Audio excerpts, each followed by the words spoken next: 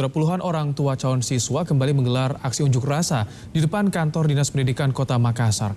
Masa menilai ada banyak permainan dalam penerimaan peserta didik baru tahun ini. Dari tanggal 30 sampai dengan hari ini tidak ada perbaikan-perbaikan yang Anda lakukan. Yang ada Anda melanjutkan kesalahan demi kesalahan. Orasi dilakukan orang tua calon siswa di depan kantor Dinas Pendidikan Kota Makassar. Mereka meminta perbaikan dalam PPDB online yang saat ini tengah berlangsung. Permasalahan yang mereka keluhkan diantaranya sulit mengakses situs PPDB dan masalah dalam titik koordinat tempat tinggal siswa yang menyebabkan banyak siswa yang datanya tidak masuk ke server PPDB. Orang tua khawatir karena permasalahan ini anak mereka tidak bisa diterima di sekolah negeri.